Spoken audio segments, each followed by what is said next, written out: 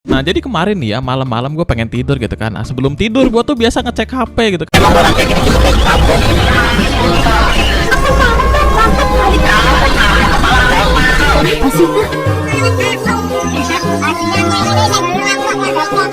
Nah kaget dong gue, apa-apaan aku juga pengen bikin garis-garis biar orang-orang tahu kalau aku tuh hobi kelang-kelang. Biar orang-orang tahu udah banyak sekali orang yang udah ku kelang-kelang. Udah, perasaan gue belum tidur kok udah mimpi basah gitu. Masuk sekolah jam 5 pagi. Gila, ini ada event apa lagi coba? Belum mata ngantuk, dingin gitu. Terus apa kabar gitu buat anak yang berangkat ke sekolah naik angkot? Harus naik apa lagi mereka? Kapal flying Dutchman. Budaya sekolah jam 5 pagi bertujuan untuk mengasah kedisiplinan. Disiplin matamu. Gue gak paham gitu. Seandainya kalau datang ke sekolah sepagi mungkin itu namanya disiplin, berarti muridnya datang ke sekolah jam 12 malam pun itu jauh lebih disiplin anjir. Termasuk sound systemnya, dimana sound systemnya itu udah gede banget. Setiap melibas apapun yang dilewati, ada pohon warga yang dirawat bertahun-tahun, tebang aja. Ada genteng rumah ngalangin, ancurin. Ada jembatan gak bisa lewat, ya ancurin jembatannya. Kocak gak? Ini baru lewat loh, belum dinyalain ini sound system. Kalau itu truk lewat rumah kalian, mending kalian ucapin selamat tinggal sama rumah kalian. Karena kalau sound systemnya nyala, udah jelas rumah kalian bakal kayak gini. Tapi untungnya panitianya mau tanggung jawab gitu, dimana keren banget. Walaupun ada yang lebih penting daripada kaca sama plafonnya. Beberapa hari yang lalu terjadi kecelakaan beruntun disebabkan karena sakit hati. Coba alasan macam apa itu? Lu udah gila apa? Jadi ceritanya ada supir truk yang nabrak mobil orang di gerbang tol. Alasan dia nabrak katanya sakit hati karena dibentak. Keren bang, pernah ngerasain dipukul gak biar lebih keren? Dan dari rekaman ini kelihatan banget kalau supirnya tuh nabrak-nabrak mobil orang gitu. Kayak abis kebanyakan nyimeng. Dikira main GTA kali, kalau mobil rusak tinggal helsoyam jadi bagus lagi. Matamu GTA. Lagian juga kok bisa umur 18 tahun disuruh bawa truk di jalan tol? Lu semalam mimpi apa? Kotak, emosi lu aja masih belum stabil.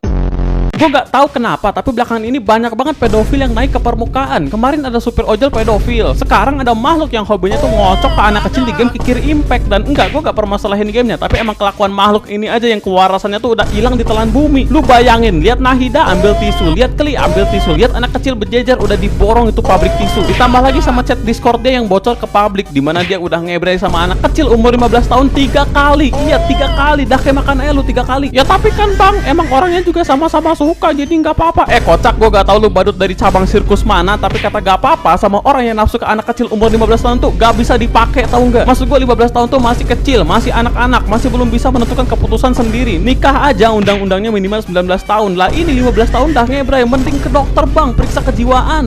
Orang-orang TikTok malah ngeributin 1 liter air sama 1 liter minyak. Kayak ngapain gitu. Memperdebatkan permasalahan soal anak SD gitu kan. Kelihatan banget brandednya gitu. Inilah pentingnya sekolah ya ibu-ibu. 1 liter minyak sama 1 liter air ya beda di berat dan massa. Karena minyak memiliki densitas 0,8 gram per mili, sedangkan air memiliki peler. Lu kasihan disekolahin sama emak lu tapi ilmunya kagak masuk ke otak gitu kan. Gak ada yang ngomongin air di sini gitu. Kok tiba-tiba ngebandingin 1 liter minyak sama 1 liter air gitu. Mau 1 liter air, 1 liter minyak, 1 liter apapun itu yang cair, kalau ngitung liter ya liter gitu kan, sama gitu. Karena kita ngitung dalam satuan volume bukan massa berat, ngerti gak sih? Mana ada tulisan 1 liter, itu cuma tulisan 1L. Udah gak mau baca gak.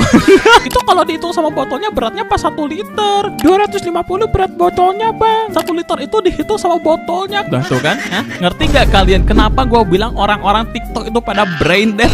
Gimana cara ngitung berat botol pakai liter anjir coy? Lu kalau ngitung berat botol ya udah beratnya kilogram gitu, kok jadi liter anjir, gak ngerti lagi gue cok. Di beberapa daerah pangkalan yang ngejual LPG 3 kg itu belum merata ya, apalagi di luar Jawa. Lu bayangin, pangkalan sedikit yang beli banyak ya lu gila aja kali, berasa jadi ice hospit. Mending kalau lu dapat gasnya gitu kan. Apa kabar kalau udah ngantri capek-capek ternyata gasnya habis gitu kan? Apa kagak dibakar itu pangkalan? Nah terus ini ada lanjutan dari kebijakannya ya guys ya. Pengecer-pengecer yang memenuhi syarat statusnya bakal dinaikkan jadi pangkalan. Nah jadi si pengecer ini tetap bisa jualan kalau misalkan mereka daftar jadi pangkalan ya guys ya. Nah ini yang bikin orang-orang ribut di internet. Kenapa gak ini dulu gitu kan? Kenapa gak ratain dulu aja pangkalannya, baru lu stop supply ke pengecer yang belum jadi pangkalan, beres. Ini waktu rapat ngomongin kebijakan pada nonton Squid Game anjir tuh. Orang-orang mau nyari gas susah, mau belinya pun ribet gitu kan, pakai KTP, syarat jadi pangkalan juga.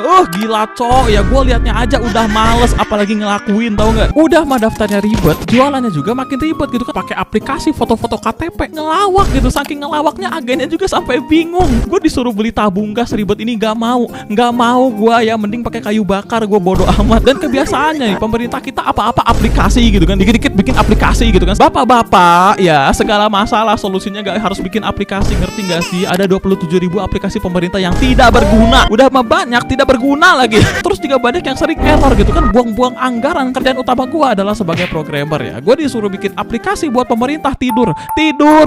Gua nyenyak di kasur. Oh ya, tambahannya guys, halo semoga kafein dan selamat datang di Radio Nasib, di mana Billie Eilish yang lahir di Nganjuk. Mungkin sekarang dia lagi ngamuk-ngamuk ya, mendengar tempat kelahirannya dijadikan perkara berita kayak gini gitu.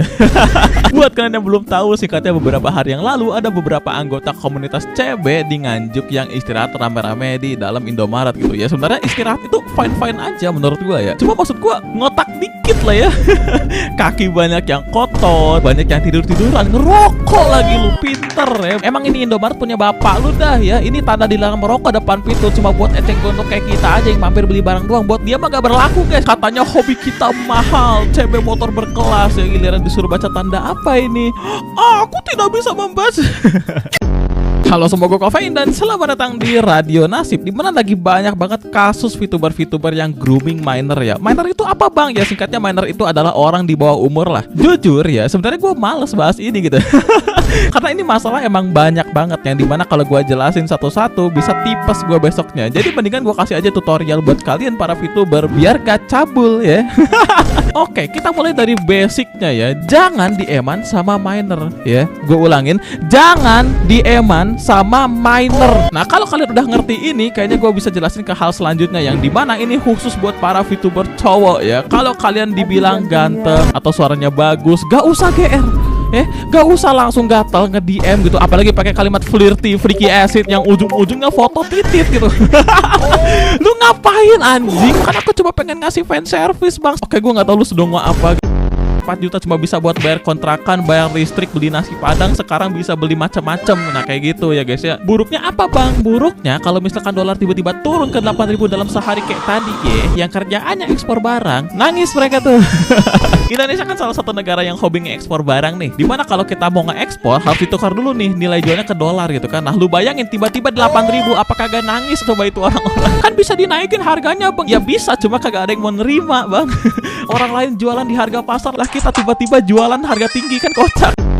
Belakangan ini banyak banget berita kalau misalkan joki tugas atau skripsi itu sudah dinormalisasikan di Indonesia. Mulai dari feed sosmed gua, artikel, sampai ada berita mengenai ini. Dan perasaan gua mendengar hal ini ya pengen pindah negara pak, sumpah. Enggak, masalahnya gini loh. Gua gak mau tinggal di suatu negara yang dimana waktu gua membutuhkan pertolongan medis, dokternya skripsinya dijokiin. Oh hell no. Halo semoga kafein dan selamat datang di Radio Nasib, dimana sepertinya kata-kata kuliah itu scam beneran jadi scam ya. Kalau skripsi lu dijokiin. Buat kalian yang belum tahu apa itu joki ya, singkatnya joki itu berpura-pura jadi orang lain untuk mengerjakan suatu masalah demi mendapatkan imbalan ya. Dimana saat ini profesi sebagai penjoki sudah dianggap normal di Indonesia kan. Orang apa-apa joki gitu, tugas joki, skripsi joki, main game pun joki. Anjir aneh gua. Ya maksud gua kan lu disekolahin, dikuliahin biar apa? Biar mikir ya, biar otak lu dipakai tuh kagak berdebu. Tujuannya untuk mencari ilmu. Kalau ujung-ujungnya pakai joki, ya ngapain lu kuliah kocak? Pas ditanya kamu kuliah jurusan apa? DKV. Bisa ngedesain nggak? Oh enggak, gue bisanya nyeduh kopi. What the? Makanya nanti di masa depan jangan aneh kalau misalkan ada arsitek modal main The Sims, menteri pertahanan modal main PUBG ya. Indonesia emas katanya mah. Giliran ada pejabat korupsi sok-sok teriak pejabat korup makan duit rakyat. Halah berak lu pada sama aja anjir, lu juga otak-otak koruptor. Dan masalahnya nggak di pendidikan aja ya, di game pun sama. Lu ngapain sih udah mah cupu sok-sokannya mah joki naikin rank apa sih?